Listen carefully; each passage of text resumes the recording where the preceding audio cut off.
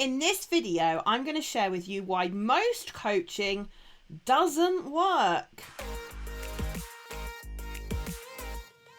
Hey, I'm Laura Evans, helping people like you to unleash their potential in business and life. And if this is the first time that you found me here on YouTube, then please be sure to hit the subscribe button and the notification bell so that you're notified when we release our next video. Now, you might think this is a bit of a bizarre title of a video for a coach, but hear me out, because I'm going to explain to you why it's my belief that most coaching out there cannot and will not deliver on the promises that it sets out to offer. Now, first of all, let's get clear on what coaching is. And if you Google coaching, there are thousands of definitions about coaching. To put it simply, this is the metaphor I use to describe what, for me, coaching is really all about. So someone who has a starting position, let's say that they are on the starting line of a 100-meter sprint. So I need to know where they are currently. I need to know where they want to get to. So this would be their goal, or in this case, the end of the finish of the race. And they are looking for a coach to help them get from the start to the finish with less friction, more ease, and potentially faster than they would be able to achieve it on their own. And that is essentially what we're doing. And we're going to take action then towards said goal. But put simply, that's what I think coaching is all about. Now, back in my HR days, over 15 years ago now, coaching was really becoming an industry. It was growing up, if you like. Coaching and creating coaching cultures in organisations was like the fad. Coaching professed to help organisations to reduce absence, reduce labour turnover, increase organisational performance, increase profit, add to the bottom line, and so on and so on and so on. But there was one problem, and that problem still exists today with most coaching. And that's because most coaching is what I call conscious mind coaching. Let me explain. Come on over to the whiteboard. Now, whether you like him or not, Freud was one of the first people to talk about the mind and how it works. And he likened the mind to an iceberg. I'm hoping that you can see my iceberg. And he said there are actually two parts to the mind. He said there is the bit above the waterline known as the conscious mind, and there is the bit underneath the waterline. Now, we call it an unconscious mind. He calls it a subconscious mind. Now, my NLP trainings are governed by the international governing body called the ABNLP, the American Board of NLP. And we call it an unconscious mind because sub implies inferiority, and there is nothing inferior, if you like, about this unconscious mind. Now, Freud said that this unconscious mind of ours is the powerhouse in our mind and impacts our results and how it works. Now, if you're struggling to think about what part of this mind might be for you, if you think about the fact that actually we have a part of our mind that controls our heart rate, our hormones, our breathing, that's the part of your mind that I'm trying to encourage you to think about. And that is also the part of your mind that holds all your values. It's also the part of your mind that controls all your beliefs, your memories, all of your habits, the patterns that you run. The neuroscientists tell us we run 10 to 20,000 patterns or programs every day, which is a huge amount, mostly automatically, I hasten to add. It also includes all the other strategies that we run, your attitudes. Anyway, that's just some of the stuff it does. Now, if we accept that this is a diagram for how our mind works, let me explain how it works in relation to coaching. Now, most coaching is all about asking great questions and active listening. So asking the client questions to get them to think for themselves and discover for themselves what it is that they might do, could do, and evaluating those options to pick the best one for them. Now, GROW would be a model that many of you watching this will be familiar with from Sir John Whitmore, and there are iterations of that now. Now, just a side note, NLP fits the GROW model as well, but we'll come back to that. Now, the problem is because most coaching is about asking great questions and consciously and logically thinking for solutions to problems, what happens is we have what I call conscious mind coaching. Now, the truth of the matter is that actually a lot of the problems we experience in all areas of our life, our career, our business, our health, our fitness, our relationships, our wealth, and so on, actually are to do with this mass that sits underneath the waterline. So it's to do with your beliefs, it's to do with your memories from the past that you keep carping back to, that keep running on your mind, your strategies, your attitudes, your values, what's important to you. And unless we start to look at the role of the unconscious mind in people's performance and the results that they're getting in their life, we're only looking at a tiny part of the problem. Now, a piece of research that I refer to a huge amount when it comes to helping people understand the role of the unconscious mind in coaching is I referred to some research that was done by Professor Gerard Hodgkinson back when he was at Leeds University. Now, his research was published in Science Daily, let me check here, March the 6th, 2008, if you want to go and check it out. And you can go and look at his research, but to just see his work and take what is particularly useful out of that for here, what he talks about is the fact that for him, the conscious and the unconscious mind are both needed if we are to help people to change behaviour, to get the results and to do things differently. Now, he talked about the fact that neither the conscious nor unconscious mind was intrinsically more important than the other. But he does talk about the fact that unconscious processes and the unconscious mind has a role to play. And if the unconscious mind actually has a role to play in people's behaviour, then it makes sense that if you really want to help drive change, you need to use the unconscious mind.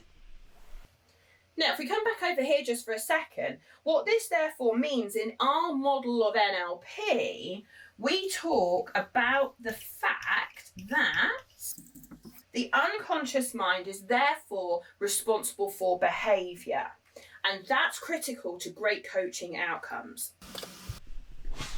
Let me give you an example. I've been an executive coach for many years. I did ILM, like I'm sure many of you, and I used to have great coaching conversations. Don't get me wrong, coaching conversations where we ask people to think about things for themselves and creating a space for them to think and process is great versus the old command and control method of management. But getting people to solve unconscious problems with conscious thinking is never going to work. So I was coaching a lady all about career progression, and she wanted a coach to help her get from where she was now to getting this promotion. And we followed the general GROW model. So what is she trying to achieve? What's her current reality? Where is she now? What are the options that she could take? And we evaluated them. And then we agreed on a way forward and some actions for her to take. So we got to the end, and some of the actions that she had included having a conversation with her boss, because actually when we boiled it down, what she really was after was more money and a more promotion and more challenging job. So one of her tasks was to go away and have this conversation. At the end of every coaching conversation, I will always get them to do a commitment score. She was like, yeah, I'm absolutely committed to doing this. So great, etc. So she goes off, she comes back 2 weeks later for her next session. What's the first thing we did? Review the actions from the previous session to see what progress she's made. And when we got to the action of having the conversation with her boss, she just went, nah, she said, we'll just carry that forward to next month. And I was like, whoa. Tell me what happened. And this is the kind of behaviour I used to get all the time with executive coaching, because people just go, oh, it's fine, I haven't done it, we'll carry it forward. Now, with my NLP hat on, I'm like, right, so if the person doesn't take the action that they were committed to taking, I want to know what's sat behind it. I want to know what's driving it. I want to know, back to our iceberg, what's the programs they're running, what's the beliefs they hold about themselves, what's important to them, what the programs, the memory. It transpired that she had attempted to go and have the conversation. She just didn't want to admit it. And actually, as she went towards her boss's office, all prepared with her appraisal, market research, that she was worth more and that she was capable of doing more, like all completely organised, she said, as I looked through the window, I took one look at him and went, nah, I don't think so. That is a comment worth exploring. And then we did. And then we worked out she had a limiting belief that she wasn't worthy, she didn't deserve it, and she didn't think she was good enough. Now, can I sit there and then ask great questions to help her think through how she might have been good enough, how she might have been worthy, and put a plan in place to do that? Yes, and it'll take quite a while. It'd probably take a good session, I would imagine, on each one of those. But I didn't. Because that's when my NLP toolkit kicked in. Because I said to her, so do you not believe in yourself? And she said, no, I don't. So I said, well, do you know what? I've got a tool in my toolkit that will have you believe the complete opposite if you're up for it. And this is where, with NLP, we go below this waterline and start to look at some of the things that are actually driving her behaviour. She was committed to having that conversation, but didn't because she believed she couldn't and she believed she wasn't worth it. Now, it took me about half an hour just to flip that on its head. So she believed that she was good enough. And cut a long story short, she went on to carry the action forward, and then she went and she did it. This is where NLP changed my coaching exponentially. I used to get really frustrated as an executive coach, really frustrated. I'd sit there and I'd ask open questions, and then I would summarise, and then I'd help them find their thing. And don't get me wrong, it was all right. I enjoyed helping people, but I used to get frustrated because I wanted to be able to do more to help. You know, one of the things you get taught as an executive coach is that you never give the answer to the client, and you have to facilitate the client to find it out for themselves. And I totally agree that people are way more committed to actions, which when they come up with them and they decide and then they take the action, like I'm totally with everybody on that. NLP is about changing the patterns and programs that we run. So unless we start to change the patterns, life is going to keep repeating itself. And this is the difference between what I call conscious mind coaching and unconscious mind coaching. NLP helps me get my clients better coaching outcomes in a fraction of the time, and the clients go on to get much more success in the area of their life that I'm working with them on. And I don't know about you, but that's why I went into coaching. I didn't get into coaching to be, pedantic about questions and things like that. Don't get me wrong, questions are important. And we use meta model questions in NLP coaching to help clients get really specific about their problems so we can help them solve that. As an experienced coach who's been coaching for years and years, I can tell you that my NLP training was by far the best investment I ever made in my coaching education. It was also the way in which I helped my clients transform the results in their area of their life I was working with. And I couldn't imagine coaching without it. That would be like asking me to coach with both hands tied behind my back. People come to me as a coach and say, Laura, this is my problem. Can you help me? And have you got evidence of doing it before? They don't really mind how I help them, just that I do, that I can, and I've got a long track record of helping people like you and I to get the results they want in their life.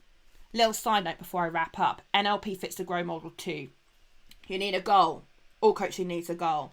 I need to know where the client is and what's stopping them, what's getting in their way, and how I can help them move forward. The option section is what's different, because I'm not just going to sit and talk through options. I've got a toolkit that I can use to help them when they've decided what they need to do to take themselves forward. And then we agree the actions and off they go. So NLP fits the GROW model too. I really hope in this very, very short video, I've given you a little glimpse as to how NLP transformed the coaching that I used to do. I run 4-day, 2-day, multiple day courses on this. So I've literally just given you a snippet, a little introduction. If you're interested in learning NLP to add to your coaching toolkit, if you're considering wanting to help people in a coaching capacity and you're thinking, where do I start? Let me tell you, NLP is where I would start. And really looking to move forward with your coaching practice, then to me, like most of my students, they would say exactly what I'm about to say. NLP's not a nice to do, it's a must if you really want to help your clients get the results that they want in their life.